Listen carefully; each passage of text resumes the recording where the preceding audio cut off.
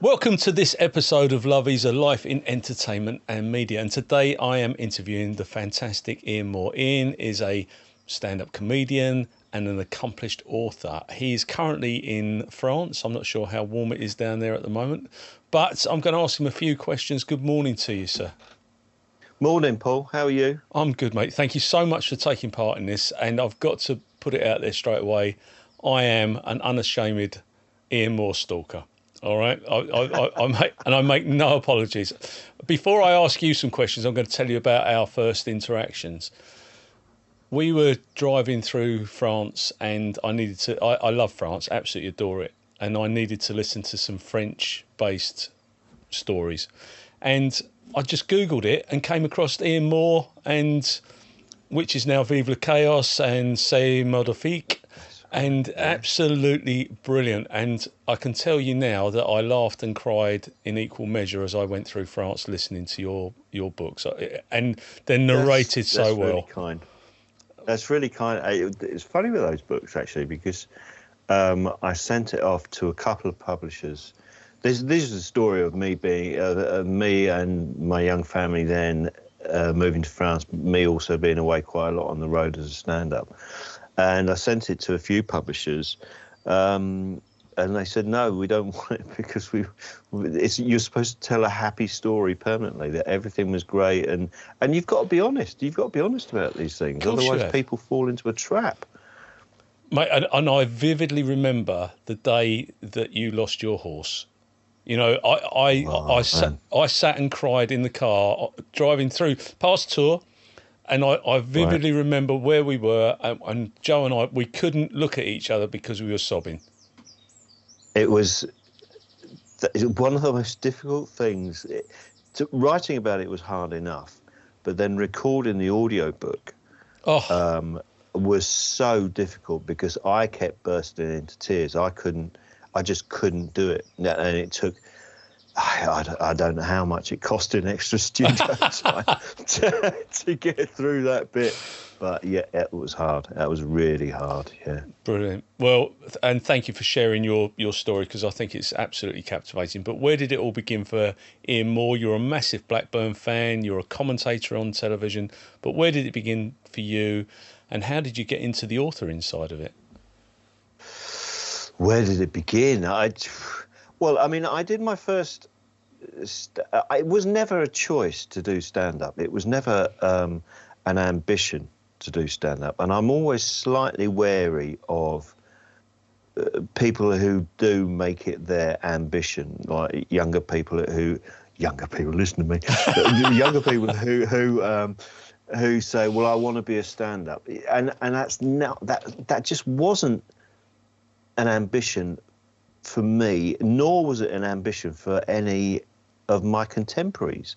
We fell into it. You know, it was something you came to after screwing up at life or doing well at life or doing something else. You just came into it.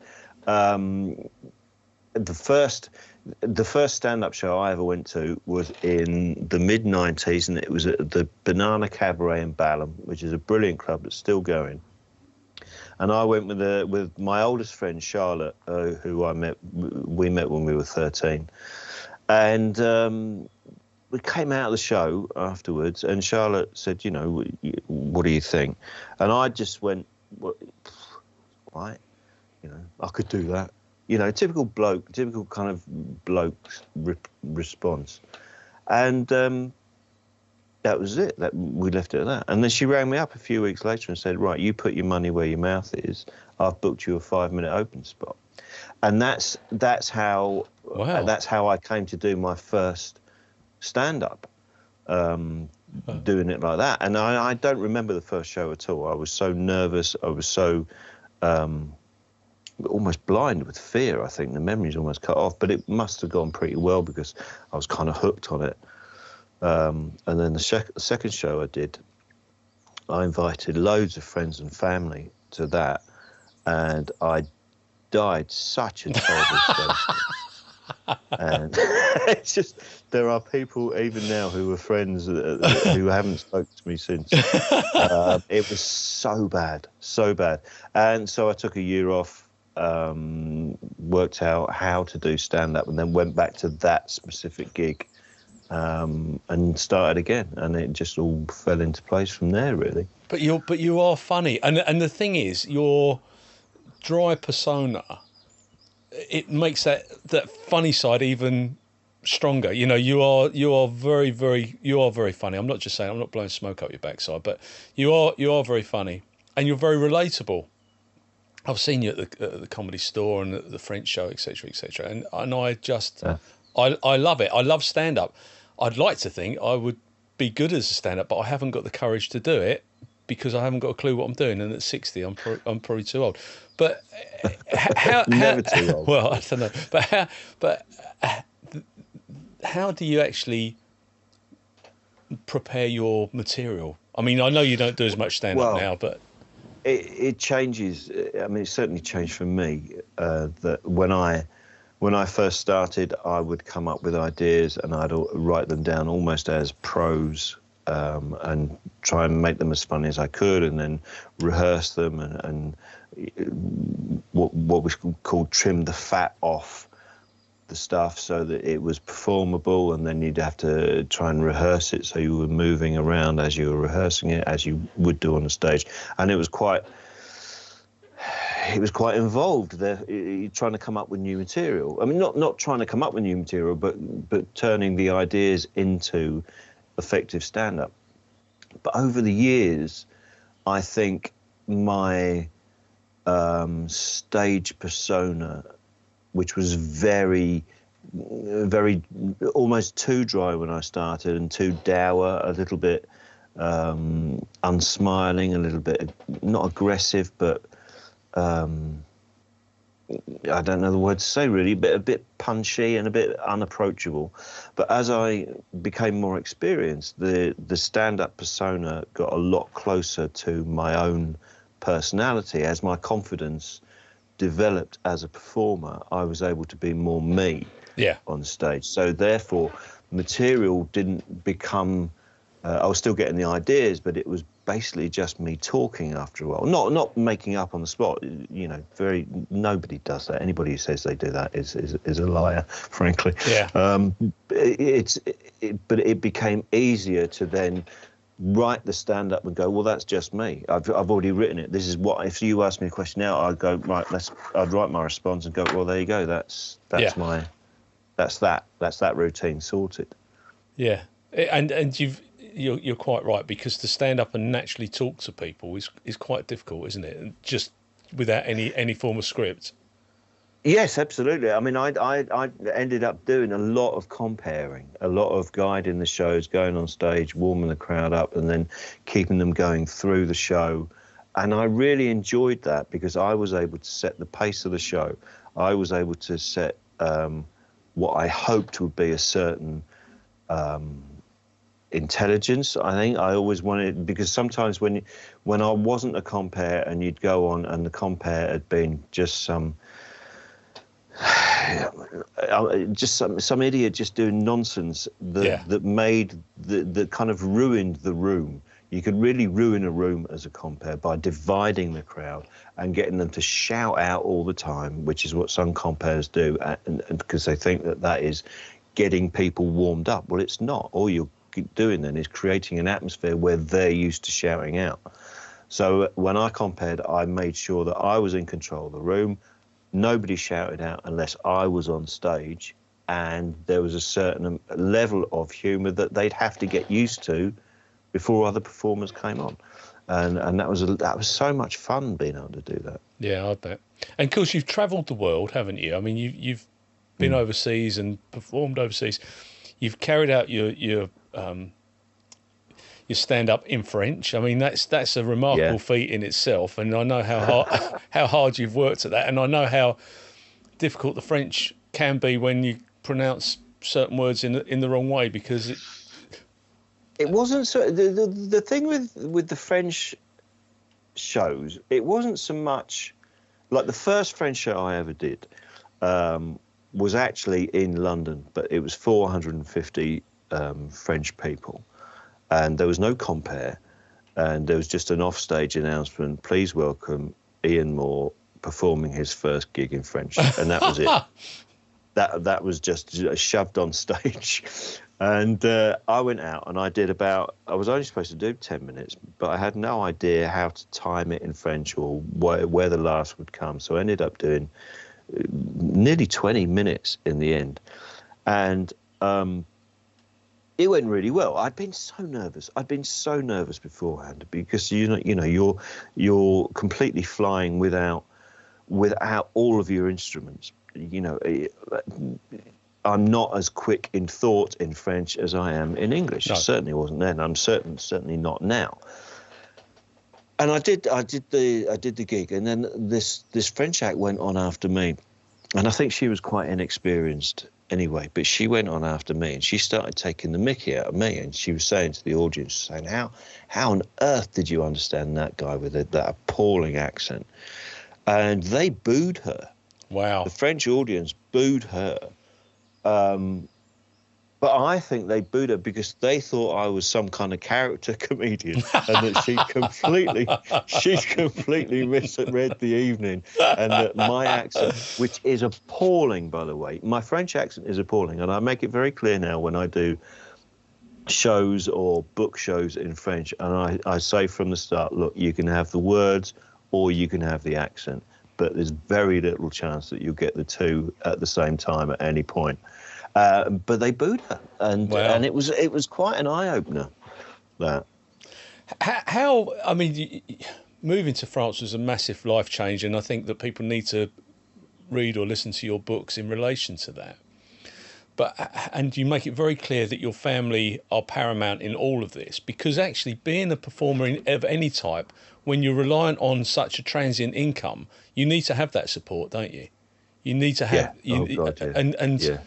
Without your lovely lady and the kids, how difficult is it to maintain a life in entertainment and live in a different country?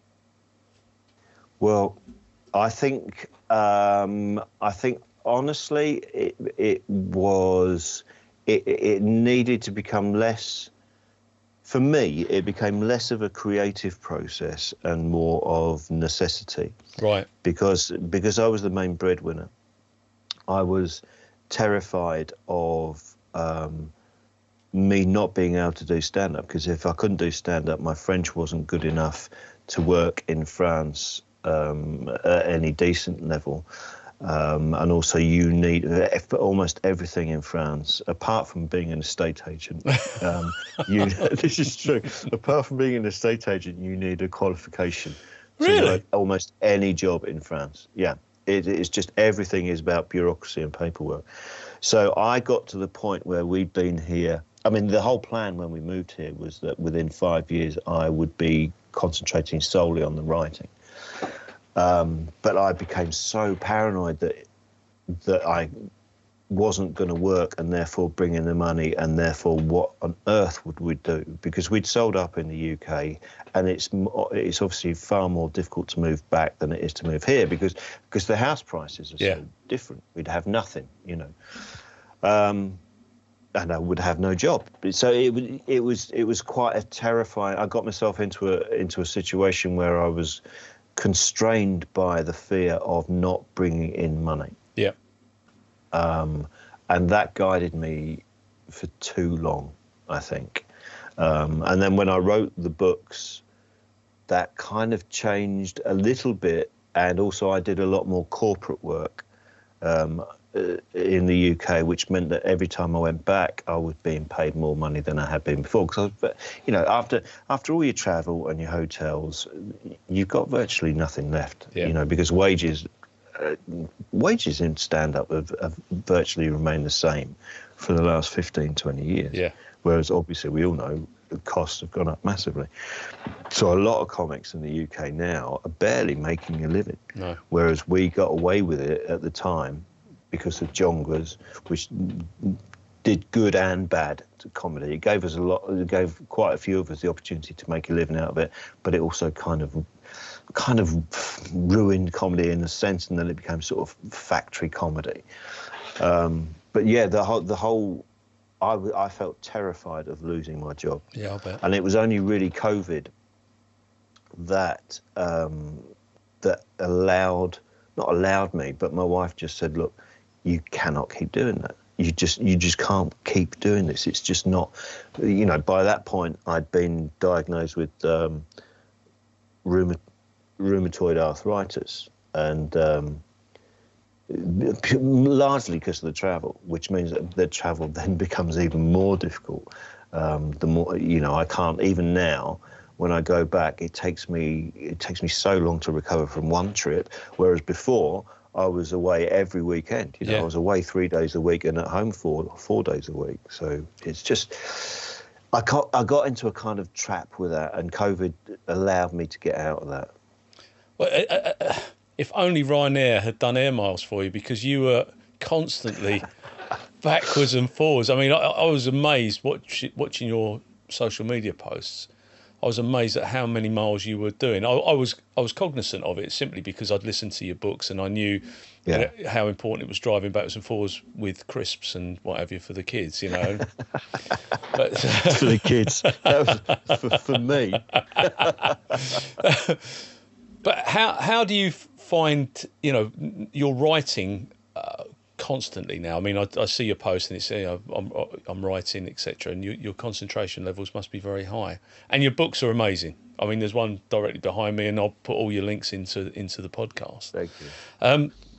But how easy or how difficult did you find that transition from stand-up to becoming effectively a full-time author? I needed more discipline, that was for sure. The discipline to get up in the morning and to spend time writing, whereas with stand-up you can sort of wander around like some 17th century poet and go, well, this is running through my head right now, and I'll just jot this down and work it out on stage. Whereas the discipline of writing prose and a certain number of words per day and knowing what you're doing and plotting and having a deadline is quite different. But essentially, stand-up and crime writing, which is what I do, is still about telling a story. Yeah. You still got to set stuff up, and you still got to engage the audience or the reader, and you still got to have your timing, and you still got to have an end to it. So in terms of that, it's not something that's alien to me. It was just the discipline to do it. And because, again, I've always had the fear of not providing. That has always been my biggest driving force. So I work hard. I work hard. It's not exactly sulfur mining in Chile, but I write 2 different crime series a year. So that's 2 different books a year. But I can do it. But you do work. But you do work hard, because it's a constant drive to maintain that physical presence. Social media allows that to happen and gives people opportunity far more than it did 20 years ago. Absolutely. But you maintain that presence. I mean, even when you're out walking through the country lanes near your house, you'll be saying something and just keeping people's concentration into what you're doing, which is fantastic. Yeah. I mean, that's really important. Social media is a double-edged sword, isn't it? Yeah. But it really is vital for creatives, or anybody really, to sell who they are, to say who they are, and please buy my stuff. And it's creating that, again, it's that persona that I had on stage, which, because it got closer to me, I don't have to pretend to be anything else. If I'm walking through, the fields with a dog and I'm pissed off, I'll say why I'm pissed off. Yeah, exactly. And it engages, and I think you've got to engage. The first crime book I tried to self-publish, and it very quickly became apparent that people who self-publish have to work harder on the self-promotion than they do on the actual writing. Yeah. And that I just didn't have the energy for that. I didn't have that.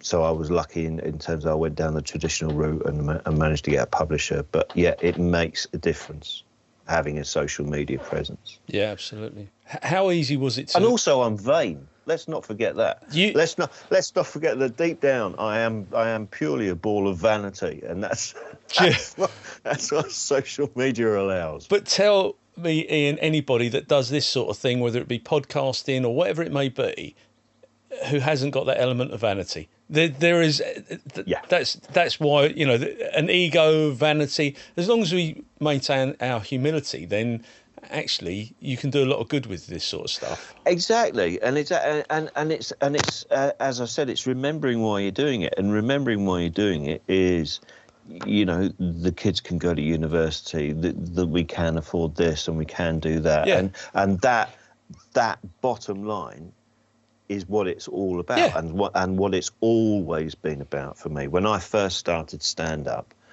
my wife, we were living in Crawley. No, we were living in London when I first started, but it wasn't long after that we moved out to Crawley. And when we got married in 1997, I'd been sort of doing stand up for about a year and a half, on and off. But because we'd moved out of London, my wife said, look, I'm earning a good wage now, so you've got 2 years. You've got 2 years to prove that you can make a living out of stand-up.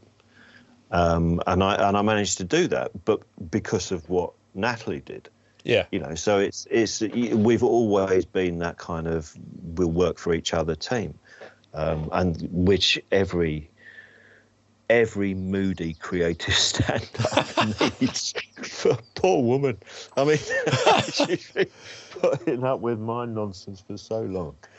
Well, but you know what? It pays off, doesn't it? Because, look, as you know, I was in the coppers for 30 years. So I think I was a coward, if I'm really honest with you, because I would have loved to have, if this had been available 30 years ago, or 40 years, as it nearly is now, but I would have done this, but I'd have been too scared to, because I wouldn't have had that Ian Moore. But you wouldn't have had the opportunity to do it. No. I mean, how would you? You know, I mean, it's doing stand-up, starting stand-up at a very low level was started as a hobby, and I managed to, like I said, because of jonglers and stuff, managed to make a living. But without social media and our easier access, because the gatekeepers wouldn't allow us in 30 or 40 years ago. And we now have that, and they're now looking at us and looking at our content. Yeah. You know, which is to completely turn the tables. But if you go back to what year did you start on the stage? 95? 95. I did my first gig in October 95. I mean, and the television world was completely different then as well, wasn't it? I mean, 30 years ago, my dear friend Michael Barrymore, who doesn't like me very much, but you know, people like that would have been. They held primacy on Saturday nights. Comedy was completely different, and I mean, you would have had the likes of Jack D and those people, but there wasn't the opportunity in the stand-up world, was there? In the same way as there is now. No, absolutely not. There was very little, unless you made it really big. There were very little stand-up opportunities, but this is like pre-panel show. So now, you know, if you're a successful stand-up, that's it. You're on a panel show, and this is very easy for me to say, but I don't want to be. That is what you're doing. What, you know, how is that? How is that some kind of legacy? Maybe is probably too big a word for it, but one of the reasons why I prefer being an author to a stand-up now is because there's something physical that I am doing. It's not ephemeral on the night. It's not, well, that moment was great on stage there, right there, that moment. But then I'd, you know, say, thanks very much, everybody. Good night. Thanks very much for coming. I'd get my coat on. I'd leave the club. I'd go back to my hotel on my own. And the come down would be really quite hard, because you had this amazing moment, and now you're on your own with a bottle of red wines in your pants in a travel lodge. Yeah. You know, and it's just, I found that harder and harder and harder. And I would feel, not that anybody's asked me, but I think I would feel the same level of emptiness if I was just doing panel shows. Yeah. It's a kind of, again, it's factory. Same place, same people, effectively the same jokes, just a different set. Yeah, yeah. And we see that every Saturday night. It's funny because, we know a couple of people from the same sort of... And you look at the television world and it's regurgitation of diatribe sometimes. Some of the stuff that's actually going out on daytime television and nighttime, we're now getting the same stuff on a Saturday night that we're watching at 10 o'clock on a Wednesday morning. And it's just a regurgitation. And I think, I know you like the older stuff, the mod stuff, and so do I. And sometimes there was a huge place for only 3 channels of television, because now it's oversubscribed. Also, I think the biggest issue that television has yet to be honest about in itself is that it keeps chasing youth. It keeps chasing the teen 20s viewer. Yeah. And the teens and those in their 20s are watching television, and they're not going to watch television. No. They might watch a box set on demand if they've heard about it, or they might, or it's YouTube or whatever. Yeah. So what television is doing is actually getting rid of their core audience, because they're all going, well, I don't want to watch this. This isn't me. Why? Who is this aimed at? Yeah. I just think there's a lack of realism in some ways, that they're not. They think that these sort of, talking pictures, UK Gold channels are sort of almost ghettoized for the decrepit in old people's homes. Well, they're not. Those are really popular channels because people just want stuff that actually is aimed at them, that makes them laugh and smile and bring some lightness into their dull days. And I absolutely agree. And you look at the classics, mid 1990s, when David Jason was Del Boy and the Only Fools and Horses. That is going to be a classic forever and ever. Amen. The sketches from that, and you look at the theatre show. I haven't been, but the fact it's popular is on the basis that it was such a well written television program. Absolutely right, and you can go even further back than that. I mean, you look at Whatever Happened to the Likely Lads was years ahead of its time in terms of how it dealt with masculinity and societal changes. I mean, I'm putting big things on what was a sitcom there, but it really was. Yeah, no, it was so beautifully done. Yeah, and Porridge as well. Yeah, these are things that just when they tried to remake Porridge, I don't know how long ago it was now. It might even be as long as 10 years ago now. But why? Why would you do that? You're not going to get the people who enjoyed Porridge the first time. Right? No. And if the people who now have never heard of Porridge watch the original Porridge and don't like it, a new Porridge isn't going to attract them either. Well, no, exactly. And go back in. Who are you getting? Some mothers do have them. Michael Crawford. I mean, as a child, that was absolutely hilarious, and you actually waited with bated breath for that to come on to the television, because you weren't going to get it in a repeat, or you would, but it'd be several years down the line. And it's those types of innocent humour which I do get a bit disappointed with the cancel culture, because I just think, some things were said and all right, they might have been inappropriate. I think you've got to allow people to make up their own minds. Yeah. And I think it's fair to give warnings. Again, the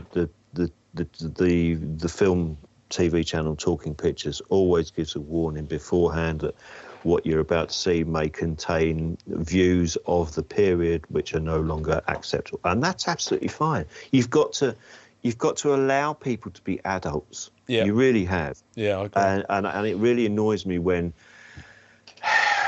you're not allowed to do that, when you're not allowed to make your own mistake, to make your own mind up. Like, I'll give you an example. Okay, Kevin Spacey's films aren't on television anymore because of ongoing court cases, I guess, ongoing rumours, and he has been effectively cancelled. Yeah. Okay.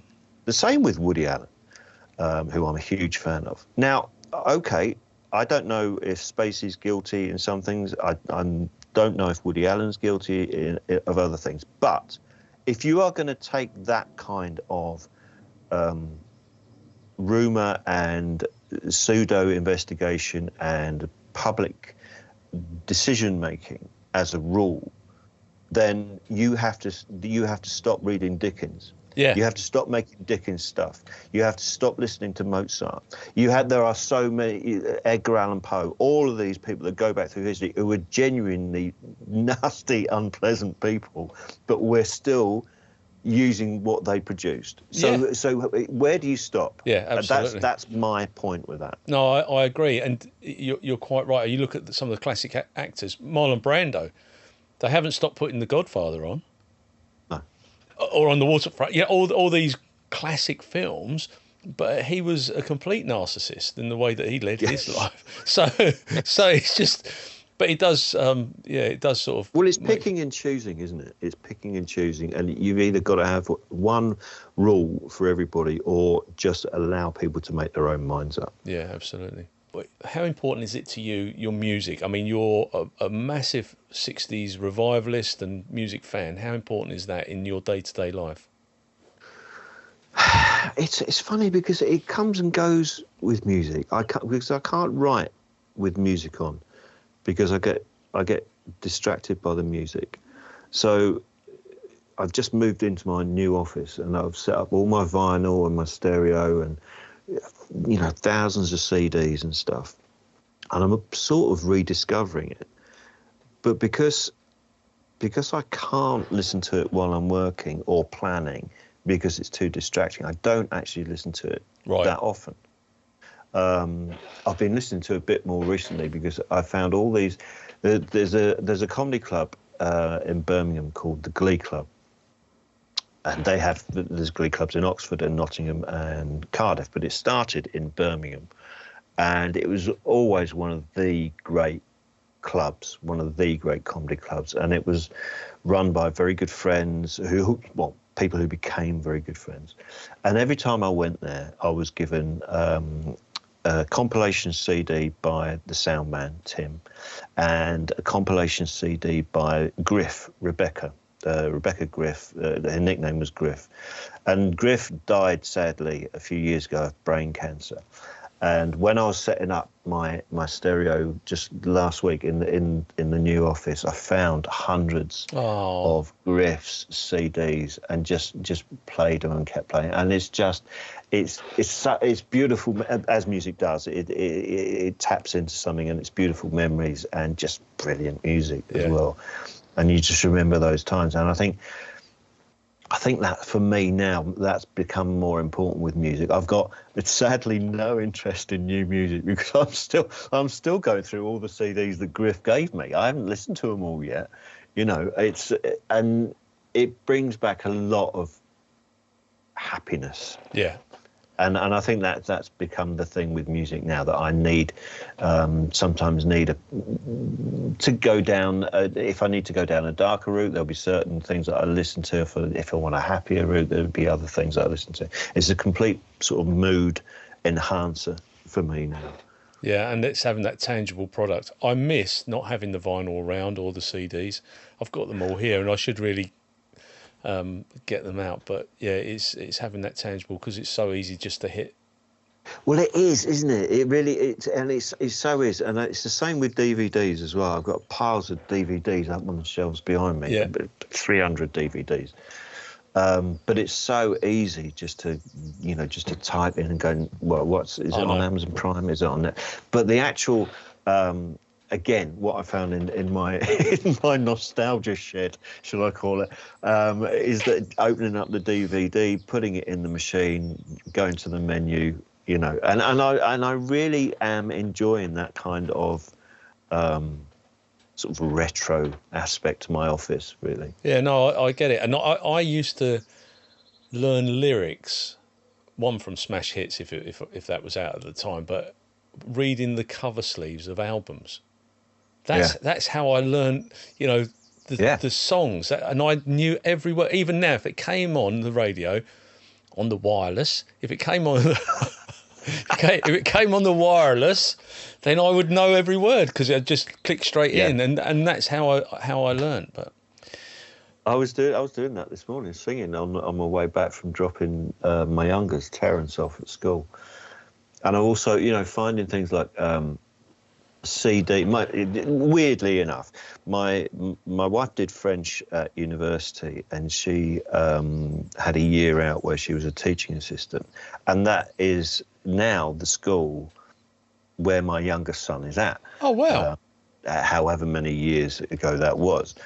And I bought, when I came over to see Natalie when she was working over here, the local supermarket. This is what I always loved about French supermarkets when I was growing up, was that they had albums in, they had music in. Yeah. English supermarkets didn't have that at the time. And I bought Workers' Playtime, Billy Bragg, on CD. And all the lyrics are inside, but all the lyrics are in French. I mean, it doesn't scan at all, but it's just such a beautiful thing to sit. I mean, Workers' Playtime is a great album anyway. Yeah, it is. But just sitting down looking at the lyrics in French is wonderful. Again, it's all about the memory, Yeah, absolutely. Oh, I love Billy Bragg. I saw Billy Bragg with Hank Wangford and the Frank Chickens. Right. Honestly, it's just the party that became so powerful by sinking foreign boats. Yeah, I just absolutely loved him. But of course, now you are an accomplished author. How easy was it to find somebody that would publish your books? I mean, did you go from when you did your first two books, which are amazing, to your crime novels, your cozy crime and your hard crime? Did you keep the same publishers or? No, the first two books, the sort of memoir kind of books, they were with a publisher called Summersdale, and they only did non-fiction. And they've re-released the books, and they're re-releasing the books, and there might be a third one. We're in negotiation on a third memoir for that at the moment. And then, like I said, I tried to self-publish. I wrote the harder crime one, and I tried to self-publish it, but quickly withdrew it from the market because I knew I just didn't have the energy or the chutzpah even to try anything like that. And then I thought, well, I'm just going to write a book that A, I want to write, but B, I'd like to read. For years I'd been led to believe that you couldn't combine humour and crime. The two were the agents and publishers didn't like the mix because they didn't know how to sell them. So I started writing a book that was humour and crime just because I wanted to do it. And I found an agent pretty quickly because Richard Osman's book had just come out, The Thursday Murder Club. And basically he kicked down the door of crime and humour, which meant that we all had a sort of skin in the game.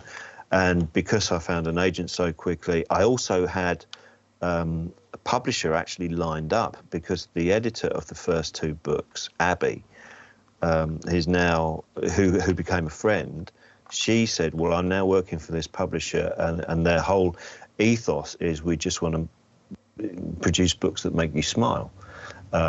So she put me in touch with them. I put my agent onto them, and it was a really straightforward process. So, again, just really lucky. Fantastic. Really lucky with all of that.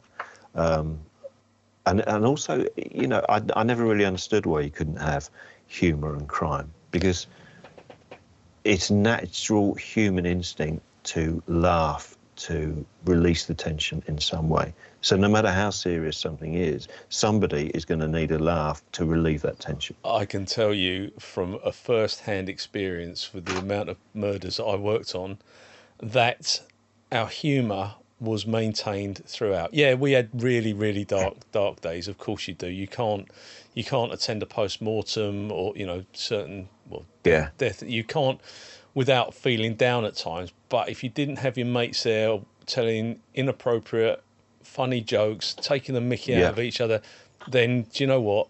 Life was just not worth living. You'd be you wouldn't last, would you? No, you not at all. couldn't keep that level of pressure or that demeanour or the horror. You couldn't everybody needs a pressure valve. It's not laughing for everybody, but everybody needs that release. Yeah, absolutely. I think absolutely. And one of the proudest things that has ever happened to me in whatever career I've done is that the first book that I wrote in the comedy crime, Death and Croissant, was chosen by the Samaritans as their book of the month because it made unhappy people happier. How cool for is having that? read it. And that you just can't, as a comedian, as a writer, as somebody who spent so much part of their life trying to make people happy, it doesn't get better than that. That's priceless. That is absolutely priceless. Absolutely. Yeah. No, I just, like I say, you've got to have some, they call it gallows humour, I suppose, but I tell this story, I'll tell it to you now. I went to a man was murdered, and I had to take the family to the mortuary, and they were from Mauritius, and one of them said to me, "Look, can I take a picture of my cousin?" So I said, "Well, I don't know. I need to find out. You know, this guy's had a post-mortem, the whole lot." And I phoned up the coroner and said, "Look, these people. There's 14 of them. They want a photograph with their cousin." She said, "Well, if that's their tradition, that's their tradition." And they're all but they're all standing around the body giving it thumbs up and V size. You know, so. And that is a God's honest, honestly, Ian, that is God's honest, true story. And I will always, but equally, I will always remember the really, really sad times. But you have to take out the light-hearted side because otherwise you'd just be done for. But that was one. But so what are the names of your two different series? Because you've got the Loire Valley mysteries, and what's your other? The other one is a Juge Lombard, a sort of Judge Lombard, and I was really interested in this because the French policing system is very different from the UK policing system, in that it's the magistrate, an investigating magistrate, who controls the police investigation. Yeah. In a sense, it would be a bit like UK policemen having the CPS telling them what to do all the time through the investigation. And you can imagine how that would go down. That'd go down well. Of course it would. So this is the French system. So the investigating magistrate, the juge d'instruction, is a very powerful figure in French law. The novelist Balzac said that the juge d'instruction is the most powerful person in France.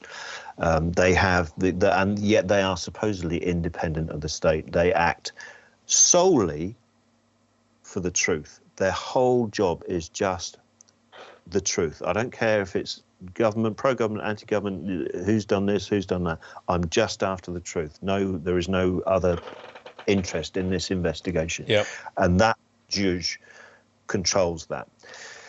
So I was really taken with this idea that it was so different to what I understood of UK policing. And then I thought, well, how can I make it even more interesting? Because I've set the books in Tours, in the Loire Valley, and Tours has a wonderfully rich history because it's an ancient capital of France, but it was also part of or very close to what was Britain, owned by Britain, or not Britain, but England at the time, Eleanor of Aquitaine and all of that lot. So I thought, well, I'm going to make my juge d'instruction half English and half French. And the idea in the first book was that the first victim would be an English expat, and this juge d'instruction, Matthew Lombard, would investigate, but because he's dealing with French community and he's dealing with English community, he's completely on his own, because the French don't trust him because he's partly English, and the English don't trust him because he's partly French. Right. And I was really interested in the idea of identity and who we are, and I'm now French, but I'm not. obviously. I mean, I'm not. In my accent, I speak Frockney when I speak French anyway, because genuinely true. I learned a lot of. I tried to learn French by watching dubbed Michael Caine films. Not a lot of people know that. No, I know, but it's absolutely. And the wonderful thing is, sidetrack for a little bit. The wonderful thing is they have an actor who does the Michael Caine films dubbed into French, who does sound like Michael Caine. he has this kind of, the film Get Carter. Yeah, I do. Get Carter, and he walks in. He goes, "You're a big man, but you're out of shape." Right. So if you watch the dubbed French version, what you see is Michael Caine walk into the room, and you got the Coronation Street actor there. I can't remember his name, bless him. And he walks into the room, and then you hear Michael Caine dubbed going, "Vous êtes en grandhomme, mais vous êtes hors de forme." And it's so beautifully done. The idea of identity really interests me, because my eldest son was born in England, but we moved here when he was 4, and he's always had a real conflict within himself about who he is, what he is, and he'd get into fights and stuff at school because people would take the mickey out of him for being English because England had lost at football or whatever. There'd be a real conflict going on. So I'm really interested in that side of things, and that's something that Lombard as a character has to battle with all the time. But plus the legal system as well. I just think it's a really interesting story in itself. On the same job I was telling you about, we sent officers to Paris to interview a suspect, and they literally wheeled the guy up into the office, handcuffed him to a big, like a horse ring in the office, whilst they all sat around smoking cigars. And honestly, it was completely different. And how many books have you now published in that series? There's 2 out. The first one's called The Man Who Didn't Burn, and the second one's called Dead Behind the Eyes, and that's just come out in paperback. No, it hasn't. It's not come out in paperback. I get so confused about what I'm doing. There's 2 out. One's in hardback and paperback, and Dead Behind the Eyes is only in hardback at the moment, right, and will come out in paperback. And I've just a couple of weeks ago handed in the 3rd one. Brilliant. Of that. So it'll be on 3 this time next year.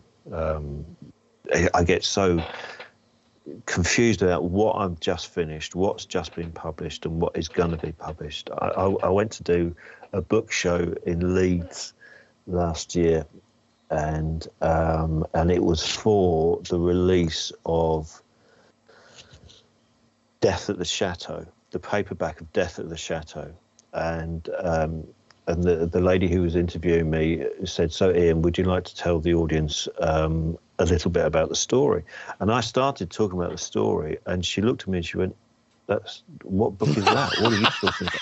And I started talking about Death at the Jardin, which I just finished and handed him, because that was the one in my head. So it does get quite confusing at times. Fantastic. Do you read? Are you a reader? Yeah. I love to read, and I don't think you can be a writer if you're not a reader. No. I do think it's a vital part of your toolkit, really. Yeah, absolutely. And where do you draw inspiration from? I mean, there's some great crime writers out there, but where do you take your inspiration? That's really interesting, because when I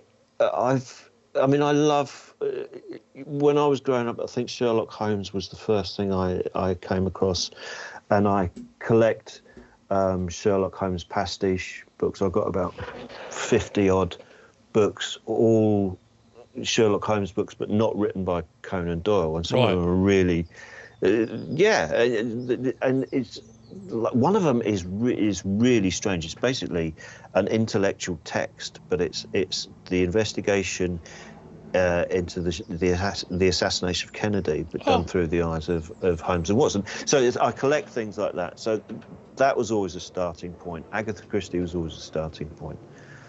But apart from that, I didn't read a great deal of crime. It was like when I became stand-up and hadn't, watched any stand-up apart from that one show.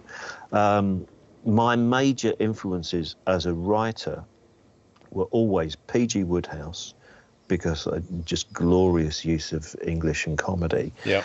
And also, but David Niven's two autobiographies. The Moon's a Balloon. Moon's a Balloon and Bring on the Empty Horses are my most cherished books. Yeah. And I had them very young. I don't know how it came about.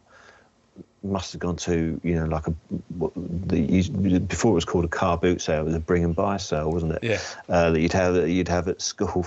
Blue Peter would tell you to go and have one at school. And I must have bought this cassette of The Moon's a Balloon, double cassette of The Moon's a Balloon, but read by David Niven. And it became really, really important to me. And I'd listen to it every night. I just loved the whole idea and this life that he'd had. And I still listen to it often. Not the cassettes. I've got the cassettes, but then I got it on CD, and now I've got it on the Audible download. I'm just going through all the whatever format it can be. Yeah. That and P.G. Wodehouse were my major influences, certainly in the cosy side of things. And in the other side of things, it was just in the harder crime. Again, I haven't read widely. I just have a flip side to the personality where I can either go for outright comedy on one side, or there's a darker side in me which needs an outlet as well. Right. And that is what the darker side is. But I don't read a lot of crime in that respect. I read philosophy or history or whatever that kind of gets me in the mood of being more introspective, I think. And it shows as well. It shows like if I'm just starting writing a Lombard book. I remember this happened a few months ago when I started writing the third one. I was just sitting down in the lounge and just sort of staring out the window. And my wife walked in. She went, "Oh no, you've got your Lombard head on again, haven't you?"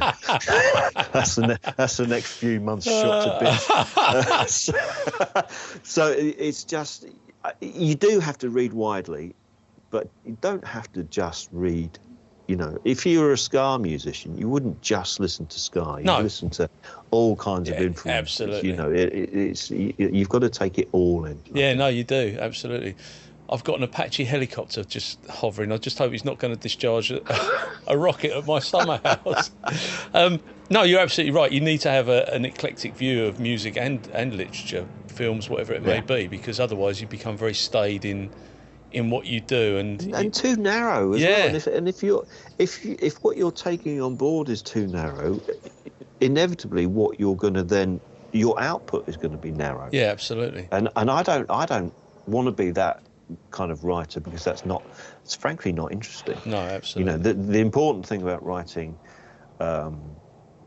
series books. So I'm about to start writing the 6th of the comedy one, and I've just finished writing the 3rd of the Lombards.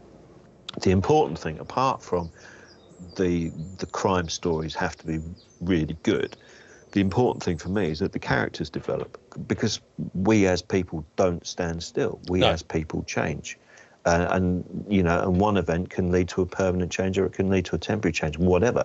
But the characters do have to develop and change with the books. Yeah, they do, absolutely. And you mentioned Richard Osman earlier on, because you've been on his television show, haven't you? You House of Games. House of Games.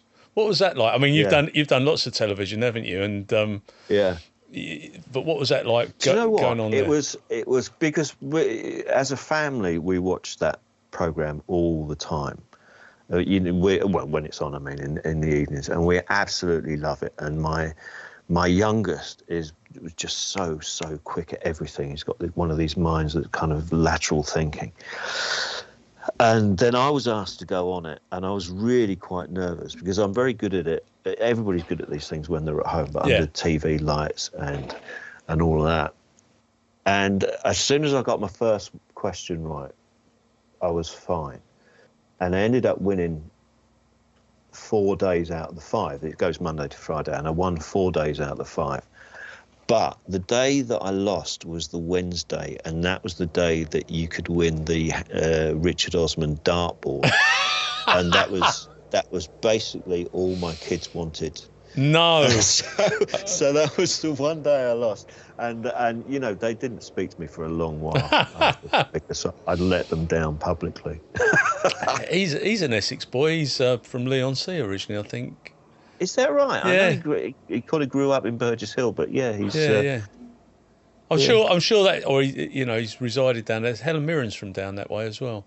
But of course, that brings us nicely on to. Let's get this book down. Your fantastic series of books. I mean, they are superb. Thank you. They are. Adam Kay, all that, you've got some great people that have said that how good they are, and of course, you've I think it was at Sunday Times, all the other places absolutely love it. But how did you find your inspiration to write that? Because I know that you love being the man that runs a chambre or B&B, don't you? You absolutely love that. Well, I mean, this is the thing, you see, because I wanted to. I didn't want to keep writing memoirs. I didn't, because there's a limit to how much you want. When I first moved to France, I always made it very clear that I would not be Peter Mayle. I would not hawk my family around in some kind of literary capacity, and I did. I ended up doing exactly that, but I didn't want to keep doing that. And there's a limit to how much you should be doing that. So I still wanted my views on France and as an Englishman in France, because I think there's a lot of humour there. But I wanted to do it in a different format, and crime seemed like the obvious thing because I love, like I say, Poirot and Holmes and all of that. And at the time, this was just after the Brexit vote, and I was trying not to travel as much because of ill health and stuff. So we set up a B&B here, a chambre d'hôte, as they call it, a bed and breakfast. And I hated it. I just you cannot be a stand-up at that time for 25 years. And then go into the world of hospitality. No. The two just do not mix in any way. And I just didn't get on with the whole thing. So the idea was that I thought, but what I did think was that a B&B was a great sort of centre for murder mystery. Guests come and go, and you're in an area, and there's tourism, and there's all of that. So this was the idea I came up with, Richard, running a B&B, but also getting involved in sort of amateur sleuthing. And that was, I just thought it was a better way to deal with that rather than actually kill the people who stayed in my B&B, which was more than tempting, I can tell you, quite a few times. Yeah.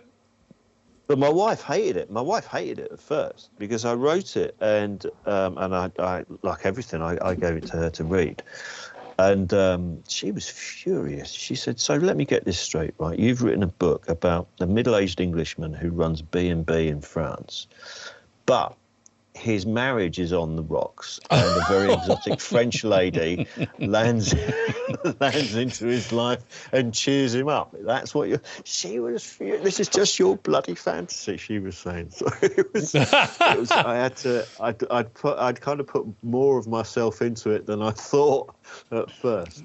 Fantastic. But she's right. But I mean, it just seemed like too good an opportunity to miss it. Everything was there, and because of having a really stereotypical English character working with a really quite stereotypical French character, the humour that can come off that is great. There's so much there. Yeah, absolutely. How long does it take you to write a book? I mean, you said earlier that you start writing tomorrow, but how long does that process take? It's had to get quicker because of doing 2 books a year now. I was at a book festival in Stirling, bloody Scotland, last September, and I went to a couple of panels. And I was watching crime authors saying, about how their research and how they get to know their characters because they're going to be spending a year with these people. I just don't have that. I don't have that luxury.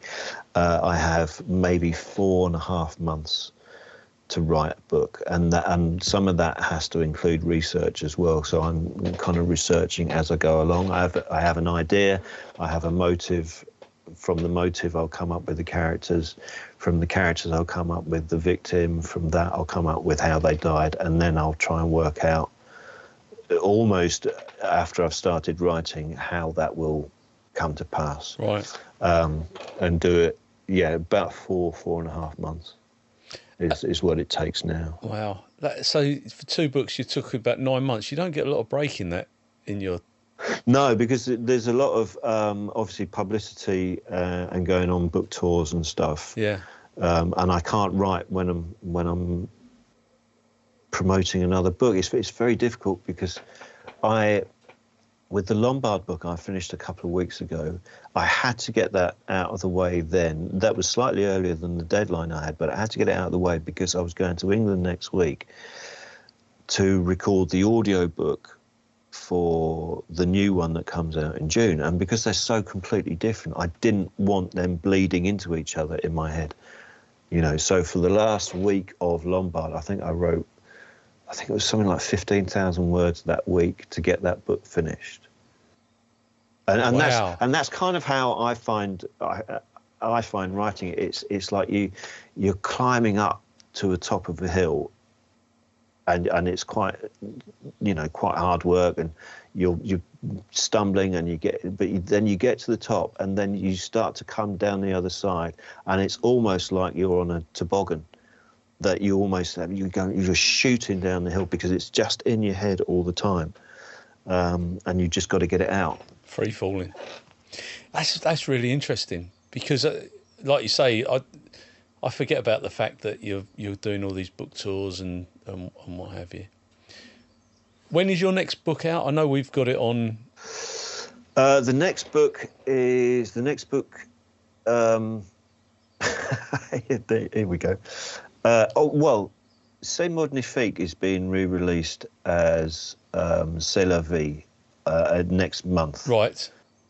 So that's the next one out in paperback. But the next Cozy Crime comes out in hardback in June the 4th, and that's called Death and Boule.